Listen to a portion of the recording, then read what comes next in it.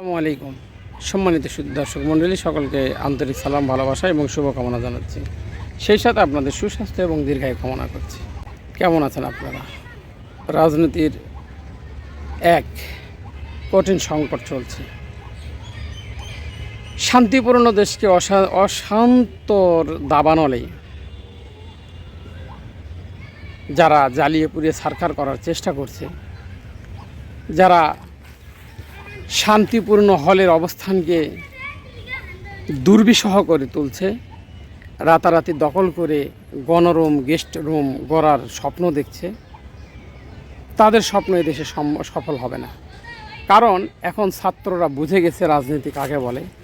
এখন ছাত্ররা শিখে গেছে কিভাবে আন্দোলন করতে হয়। এখন ছাত্ররা শিখে গেছে কিভাবে স্বৈরাচার সরকারকে তাড়ানো যায়।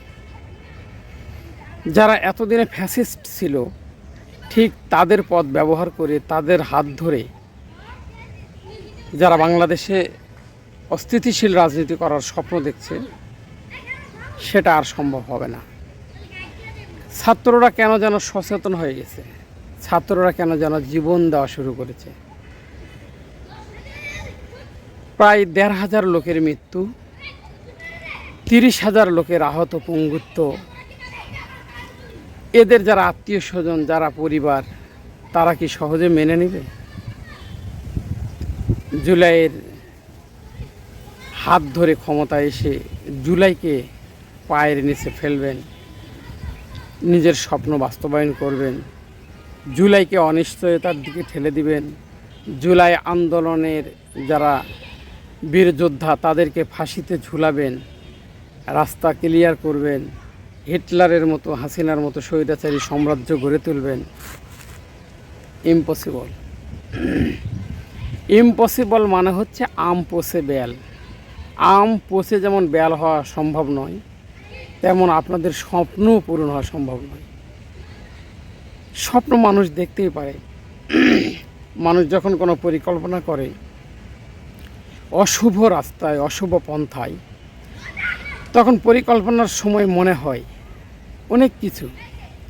যেমন আপনাকে কেউ বলল ওনাকে সরিয়ে দেন, আপনি এই আইনটা করবেন, করে রাস্তায় পুলিশ নামায় দিবেন, কেউ বের হলেই তাকে ধরবেন। এরকম পরিকল্পনা তাহলে তো পরিষ্কার, পিছনে তো আপনাদের সাথে একটি রাষ্ট্র আছেই, আবার একটি বাংলাদেশ থেকে বিতাড়িত হওয়া দলও তো আপনার সাথেই আছে। আপনার কিসের ভয়? এরকম আপনি মনে করে অনেক স্বপ্ন দেখতে পারেন। এমন পরিস্থিতি আছে, মনে করবেন যে ওরা যদি 10 জন নামে, আমরা 100 জন নামবো, আমরা তো জয়লাভ করব। ভাই, ইতিহাস থেকে শিক্ষা নেন, ইসলামের ইতিহাস থেকে শিক্ষা নেন। বদরের যুদ্ধে হজরত মুহাম্মদ মুস্তাফা সাল্লাল্লাহু আলাইহি সাল্লামের সৈন্য সংখ্যা 313 জন, আর সুসজ্জিত অস্ত্র শস্ত্র ঘোড়া সহ তাদের 1000 জন। ফলাফলটা ইতিহাসের সবথেকে বড়। হিটলার স্বপ্ন রেখেছিল অনেক, সেই হিটলার কিন্তু ইতিহাসের পাতা থেকে হারিয়ে যায়, তবে সেখানে তার সম্মান নেই। কীভাবে তার পতন হয়েছে ইতিহাস সেটা বলবে না। 70 বছরের গঠিত, সংগঠিত, প্রতিষ্ঠিত, 70 বছর ধরে চলমান আওয়ামী লীগকে একজন নারী ধ্বংস করে দিল মাত্র 45 মিনিটের ভিতরে। 45 মিনিটের ভিতরে তার জান নিয়ে টান পারাপারি উঠেছে। পাশে ভারত হলে কী হবে? আপনার যদি ভাগ্যে থাকে কোনো দাওয়াত খেয়ে গিয়ে, আপনার যদি ভাগ্যে থাকে যে আপনি হার পাবেন, সেখানে আপনার চাচা সাকিদার হয় কী করবে? কিচ্ছু করার নাই।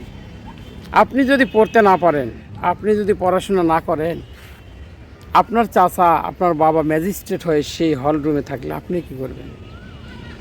তাই সব সময়ের জন্য সতর্ক হওয়াই ভালো, নিজের পরিণাম চিন্তা করে এগিয়ে যাওয়া ভালো।